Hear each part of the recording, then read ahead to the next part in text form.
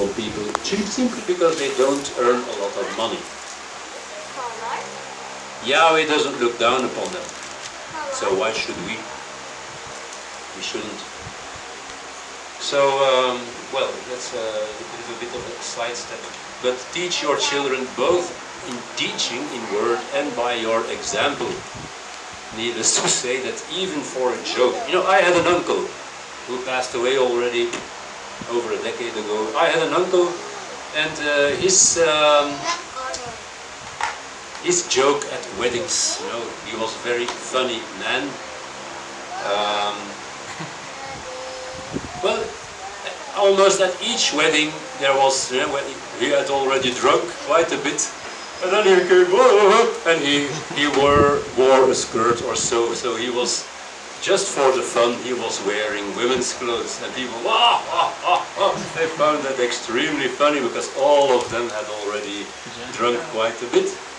Well, we shouldn't be doing that, not even on special occasions. Huh? Yahweh says don't. He doesn't say don't do it except at weddings. No, don't you ever do it. Okay, let's go to the next slide. Not to wear garments made of wool and linen mixed together. Deuteronomy 22:11 and Leviticus 19:19. Let us read both verses.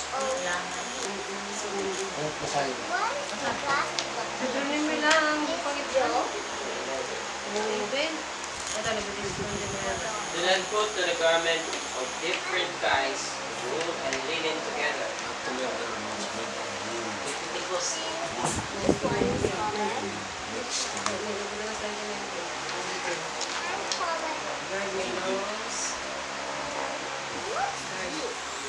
Leviticus 19:19. Guard my laws. Do not let your livestock meet with another kind. Do not sow your field with mixed seed, and do not put a garment woven of two sorts of thread upon you.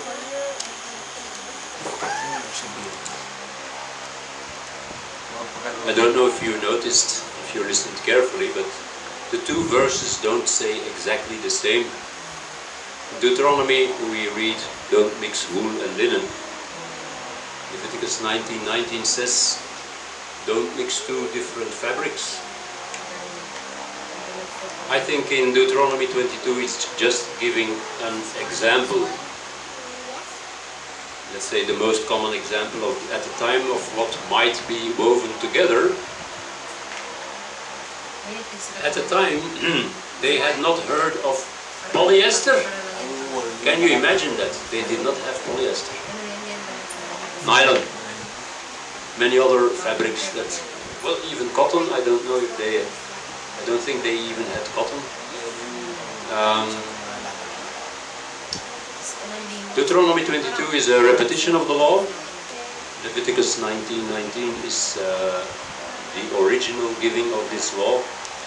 So we, at least we at home, we try, I do say try, to abide by the principle of not mixing fabrics together at all. We would prefer, of course, 100% cotton rather than 100% polyester. But we do have 100% polyester clothes at home. Because, you know, it's not easy. For instance, pants. Where do you find 100% cotton pant? It's not easy. At least in Europe, in Belgium, the fabrics are indicated. Here in the Philippines, many clothes are being sold where you look in vain for a label which states which fabrics it's made of.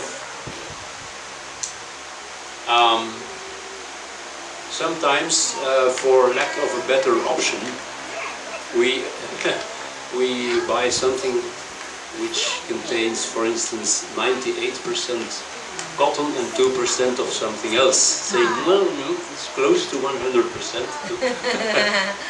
But I think it's better to wear clothes than none at all. Yeah. By the way, maybe this is not mentioned in the list, but everything here assumes that people should wear clothes. Just in case you doubted it, Adam and Eve were walking around without clothes. We don't know for how long, but they were husband and wife.